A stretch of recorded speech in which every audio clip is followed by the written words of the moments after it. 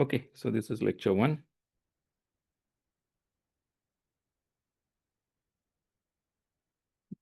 So we hopefully, I mean, we are sufficiently motivated now as to why LTI system is necessary.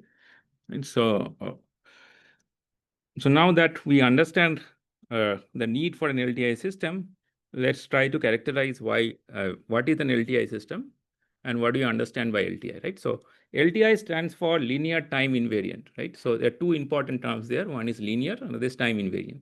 So let's take one by one. So what is linear? So let's say I have a network and I say this is linear. I am not saying anything about whether it's time invariant or not. So how do I characterize?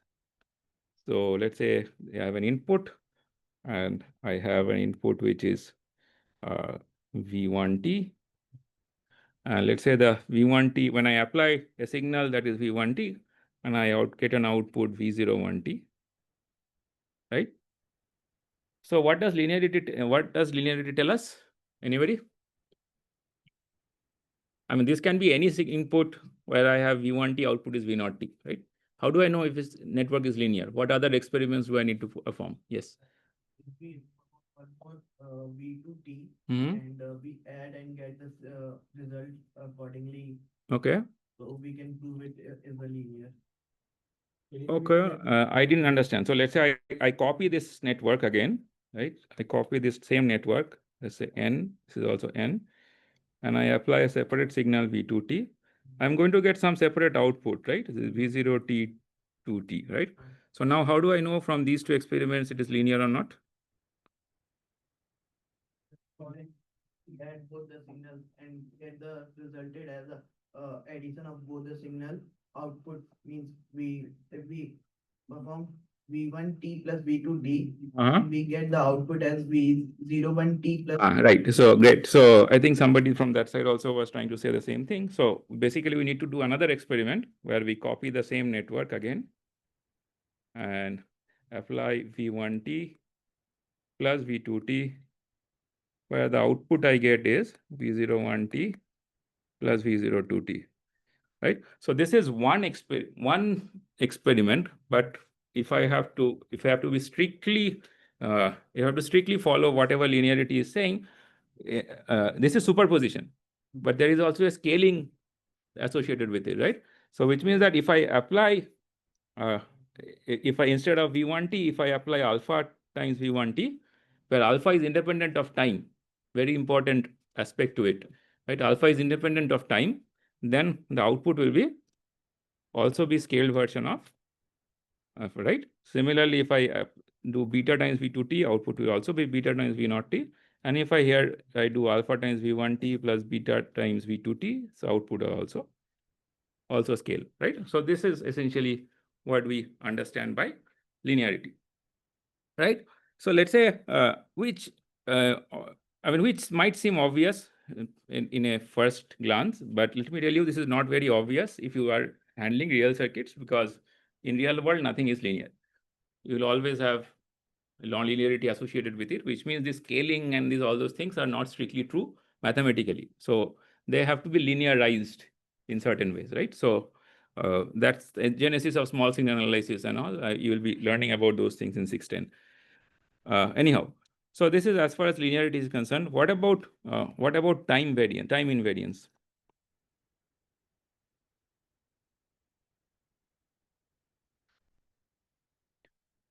What is meant by time invariance?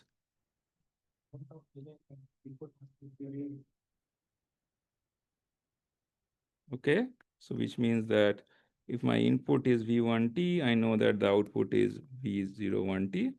So the input is V1T minus T0. The output will also be V01T minus T0, right? This should be obvious. I mean, obvious as in should be intuitive to understand. If I delay the input, the output should also get delayed by the same amount, right? But there is a catch to it. The catch is this. So let's say I say that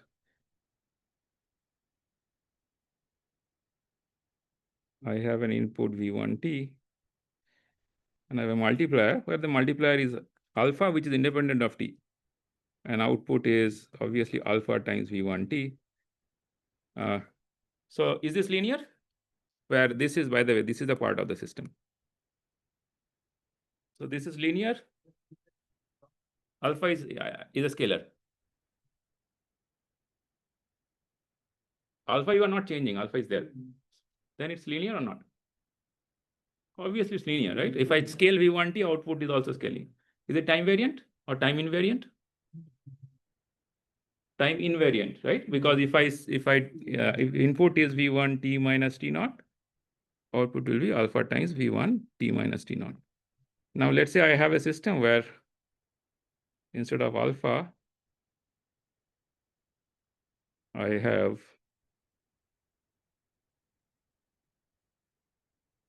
this is, let's say, some alpha t, where t is time variant. It is a function of time. You should not say time variant. So the output is alpha t times V1t. So is this linear? Yes, sir, it's linear. Yes, no? Anybody says non-linear? Why? Alpha is a function of delta. Alpha is a function of time, yes. But with respect to the input, is the output linear? It is, right? Because if I scale beta, let's say V1t by 2x, what will be the output? It will also scale by 2x, right?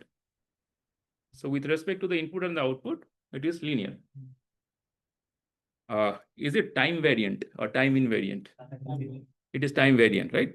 Why? Because obviously if I now do V1t minus t naught, the output is still alpha t times V1t minus t naught.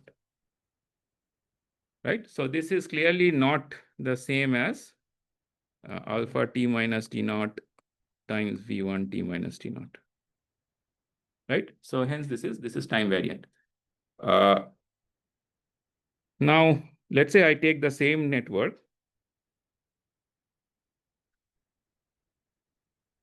This port is coming out and I do this.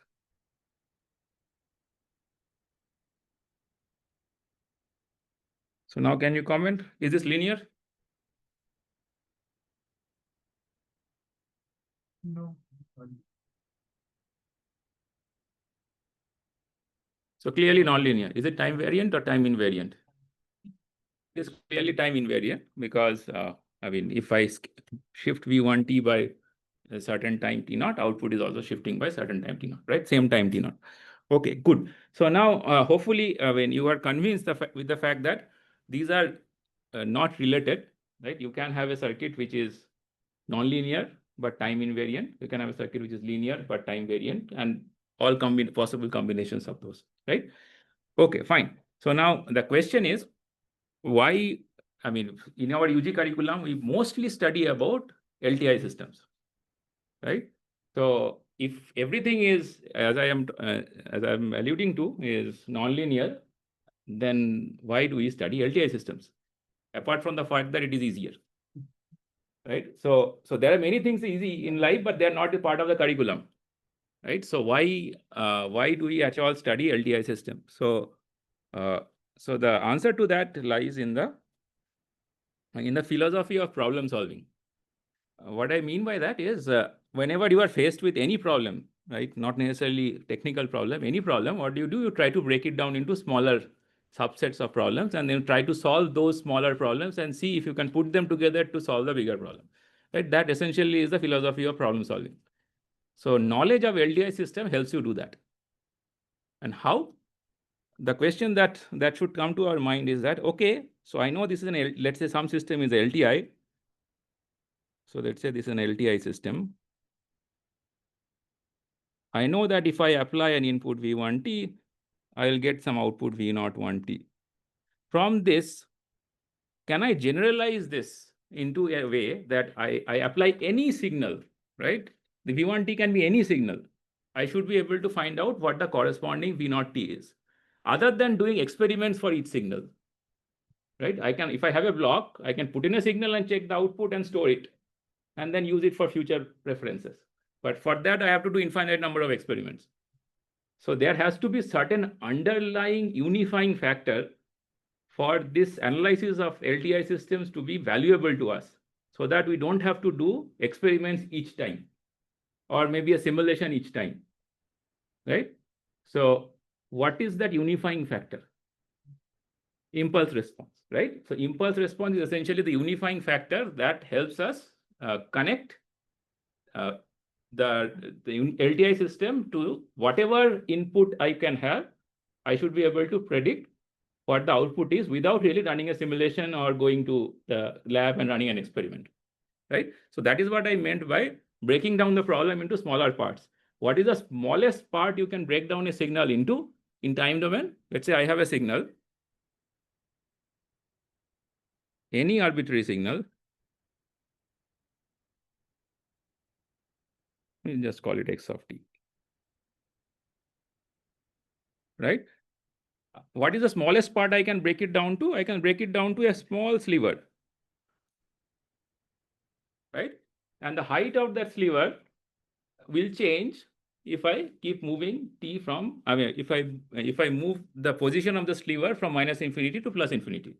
So if the hypothesis is, if I know the response of the system to one small sliver applied any time, then I should be able to know the response of the system to any signal that has been applied to it, because any signal can be thought of as summation of small slivers, right? But this statement is extremely crucial, because for that to happen, the system must be following the properties of LTI. Why? Because, so even before going into the math of this, what is the statement that I made? I said that, let's say I know the response of the system to a small sliver, which means that, let's say I have an input, which is this sliver only, right? Anything, so this is after tau, let's say some arbitrary running variable tau. So after tau, I have an input, which is a small sliver, and I have fed this sliver to an LTI system, right? So I'm going to get some output, and let's say if it's a causal system, which means that the output can only happen after the input has been provided, which means that maybe your output is something like this, right, to that small sliver. Now, if I have to understand the response to the system to an arbitrary input x of t, then I know that the height of the sliver will not be the same across, right? The height of the sliver will change if I move from tau to maybe another 2 tau or 3 tau or something, right? Which means that I should be in a position to analyze the output of the system when the height of the sliver changes. Which means that if this is, let's say, x of tau, and let's say the output of this system is, I'm calling this h of tau, right? I should not be calling it h of tau because it is not centered at 0. So let me center it at 0 and then try to argue it. So let's say this is centered at 0, and this is this is a small sliver, and the output is, let's say, something like this, and I call this h of tau. Okay. So what happens if I now scale this input by twice? I scale this input by twice. What is going to happen to the response? It will also go twice, right? So it will simply go twice. I don't know what happened. Okay, fine. Fine. So that is a property of linearity, right?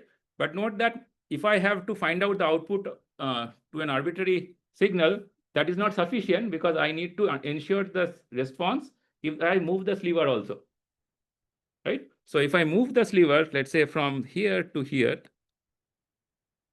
what do I expect the output to be? Moving that h of tau, right? So I should be able to move that h of tau without any change, right? It's just that the h of tau moved. So this is important because I'm imposing the concept of time invariance. If I have these two arsenal, if these two things are available to us, then naturally you see that if I am able to express any signal x of tau as the summation of these moving slivers, then I should be able to express the output as a summation of the moving h of taus. It's moving and scaled, right? So which essentially means that is why your impulse response is a unifying factor for analysis of any signals, correct? So if I formalize this now, I'm sure you have seen this multiple times before, but just run through it. So now, which means that the first thing is we have to formalize the definition of that sliver.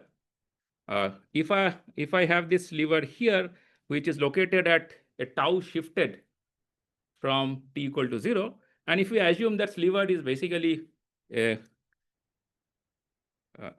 I have a rectangular sliver, I can basically say that I have a unit step function and I have another unit step function which are close to each other, and one minus the another is essentially that sliver, right? So that's what I'm going to do. So your x of tau is essentially then, or not the x of tau is the value at that point.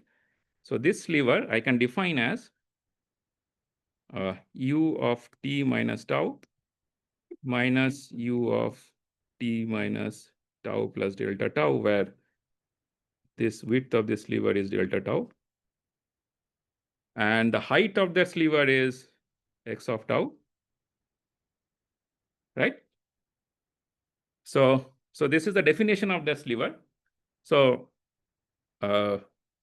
this I can express as x of tau u of t minus tau minus u divided by delta tau times delta tau, right? So, and if I set this delta tau to be 0, what is the stuff inside the limit? So what is the definition? I mean, do you recall what is meant by this?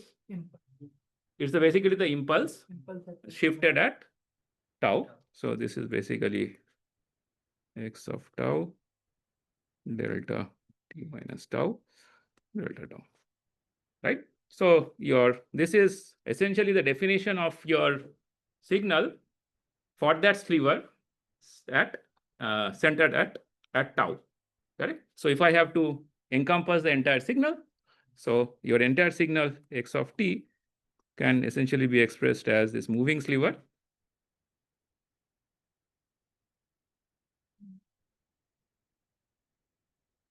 Fine.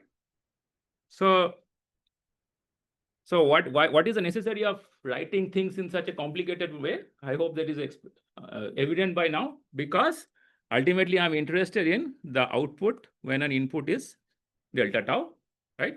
And because everything is linear and time invariant, I can basically then say that y of t is basically summation of, integral of. So this gets replaced with h of t minus tau d tau, right? So this is the famous convolution integral, right? So that we are used to. Fine. Any questions so far? Okay. So now this is as far as the analysis is concerned, but there is a problem. The problem is this delta is a theoretical construct. You cannot really go to the lab and apply an impulse, right? You can maybe have an approximation of an impulse, but you can never apply an impulse, especially when you are talking about circuits whose time constants are much higher than the amount of time you are applying the impulse for, right? So this, even though this gives us a theoretical framework, it doesn't give you a practical way of evaluating things. Okay, so the practical way of evaluating, so then the problem. So let me ask you this. So firstly, is the practical problem understood? So what I meant to you is, let's say, if I have to find out the impulse response of a system experimentally, right? What should I do? I don't have a simulator. I have an experiment. I have an experiment to run. So I have to go to the lab. Somebody has given us a network, and I have been asked to verify whether this is LTI or not. Right? So what I need to do from whatever we have learned till now, I have to apply an impulse impulse I cannot apply, but I can apply approximation of an impulse. Maybe I go to the lab and maybe some astable monthly vibrator and all those things I take and I get one shot, right? And then I expect the output to come out in certain way and I move this shot and see whether the output is also moving in certain ways or not, right? But the problem is when you apply an input, right? So the problem is, let's say you have a signal generator in the lab and you have your circuit in a breadboard. You have some circuit sitting here. What do? You connect through here. There is a ground connection, and then you take it out and it goes to some CRO or a DSO oscillator, and you will check it at the output, right? Now, the thing is, these long wires have inductances, and these breadboards, this wiring, they have capacitances. All right. So essentially, the signal, even though you are thinking that you are applying this nice sharp impulse, but what is actually happening is the impulse is here, but it is going through some R, some L, some C, and then after that it is coming to the network. So the network, whatever it is observing, it is not what you have applied, right? It's a very, diluted version of the input in non-technical way, right? So it will have its own spread, right? It will not be sharp and so on, right? So you are not going to get that.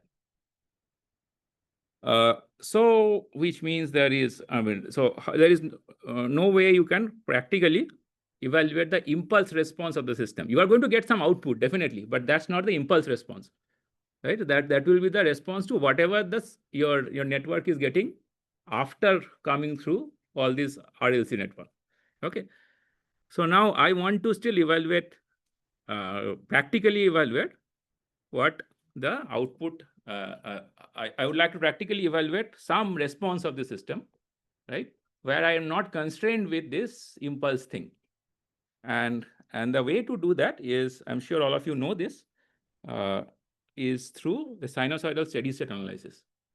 And the relationship between sinusoidal steady state analysis and the impulse response is as follows. So if I have so let's say this has an impulse response h of tau. Again, let me write it down fully. If input is xt, output is yt.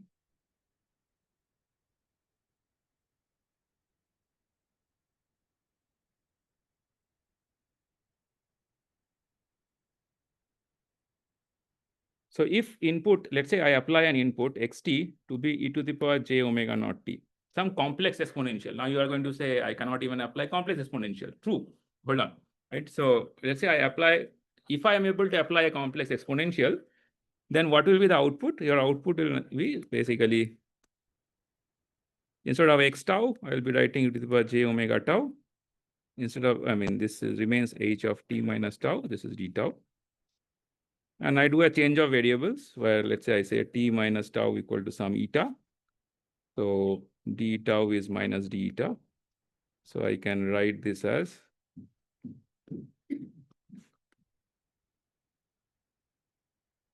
e to the power j omega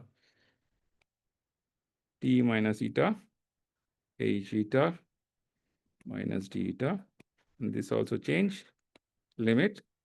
So which essentially means that I can take out the e to the power j omega t from inside. So this comes out.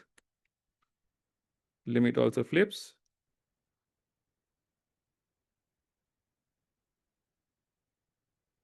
Right? So the stuff inside this integral is independent of time. Correct? And this is what do we call this?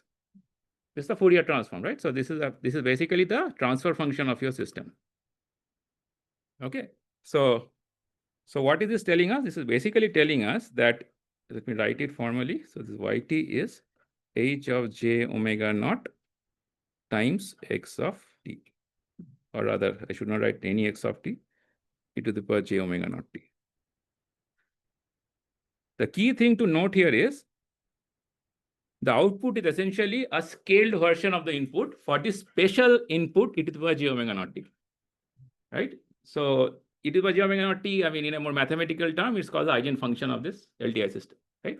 or in a more, I mean, even the root of this is basically e power st. If you have any complex exponential, if you apply it to a LTI system, the output is essentially a scaled version of the input, which is good because if I can apply an input which is like e power j omega naught t, it still is a complex signal, I don't know how to apply it. But if I can apply an input which is e power j omega naught t, then I know that the output is simply a scaled version of it.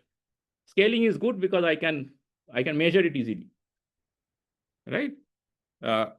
So by the way, if I have to find out what is h of j omega naught t, so the definition of h of j omega naught t, this is basically the transfer function. What's the time? We have a couple of minutes. So if I have to find out e power j omega naught t, which means that I have to apply e power j omega naught t, which is not possible. But I can apply sine omega naught t and I can apply cosine omega naught t, right? So I know that e power j omega naught t is cosine omega naught t plus j sine omega naught t. And I know that this is a linear combination of two signals, correct? So experiment one, what I'm going to do, I'm going to apply cosine omega naught t to my LTI system. And I'm going to get some output, right? I'm going to get some output, let's say V cosine t. And experiment two, I'm going to apply sine omega naught t. This is again a real signal, nothing complex about that. And I'm going to get an output, which is V, let's say, I call it V sine of t, right? So I store these two waveforms, right? And go to MATLAB and do cosine omega naught t plus j, I mean, V output, let's say, is V cosine. So if I mathematically, if I do j this, so output will also scale by j. And if I'm adding these two, the output will also get added. So which essentially means that after I added these two, whatever I got is essentially the transfer function of my system, having all the complex terms and everything inside it, right? So this experiment I can do practically. And why can I do it practically? Because the important, firstly, it's not an impulse. I can apply it. But you will be right to say that what about the practical problem of RLC? So you have these RLC. Here I am still not getting the input what I have applied, right? The input will be some different versions of this RLC.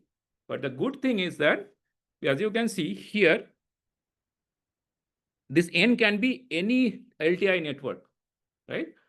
So if the input is of a frequency omega naught, you see the output is also of the same frequency omega naught. It hasn't changed. The output frequency hasn't changed. The only thing that has changed is the phase and the amplitude, right? So as long as this stuff here is also LTI, right? Then I can back calculate. If I know the transfer function of this inherent LTI system, then I can back calculate and find out what is the input here.